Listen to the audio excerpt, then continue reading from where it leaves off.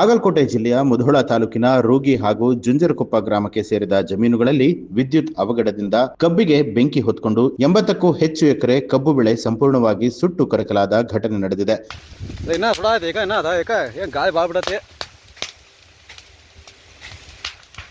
ಹೆಂಗೈತಿದ್ದ ಆಸೋ ಮಾತನ ನೋಡಿದ ಬೆಂಕಿ ಐತಿ.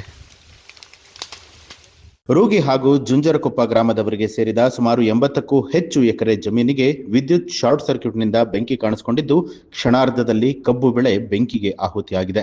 ಬೆಂಕಿ ತಗುಲ್ತಿದ್ದ ಹಾಗೆ ಸ್ಥಳೀಯರು ಹಾಗೂ ಅಗ್ನಿಶಾಮಕ ಸಿಬ್ಬಂದಿಗಳು ಸ್ಥಳಕ್ಕೆ ಆಗಮಿಸಿ ಬೆಂಕಿ ನಂದಿಸೋದಕ್ಕೆ ಹರಸಾಹಸವನ್ನ ಪಟ್ಟರೂ ಲಕ್ಷಾಂತರ ರೂಪಾಯಿ ಮೌಲ್ಯದ ಕಬ್ಬು ಬೆಳೆ ಸಂಪೂರ್ಣವಾಗಿ ನಾಶ ಆಗಿದೆ. ಸ್ಥಳಕ್ಕೆ ಬಾಗಲಕೋಟೆ ಜಿಲ್ಲಾಧಿಕಾರಿ ಮತ್ತು ಪೊಲೀಸರು ಭೇಟಿ ನೀಡಿ ಪರಿಶೀಲನೆ ನಡೆಸಿದ್ದಾರೆ. ಮತ್ತು ಮಗಲ್ ಟಿ ಸಿಗಳ್ದವ ಇದು ಉರಿ ಜಳಕ ಟಿ ಸಿ ಆಯ್ಲಿ ಸಿಡ್ತಿ ಎತ್ಕೊನಿ ತೀರಾ ಹತ್ತತಿ.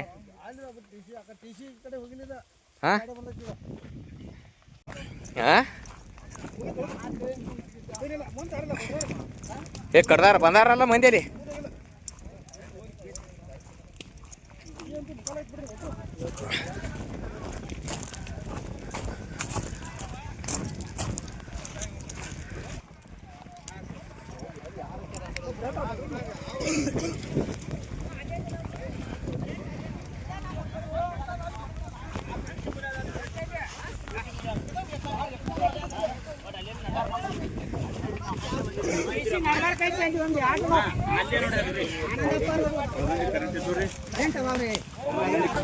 ನ್ಯೂಸ್ ಅಲರ್ಟ್ ನಿಮ್ಮಿಂದ ನಿಮಗಾಗಿ.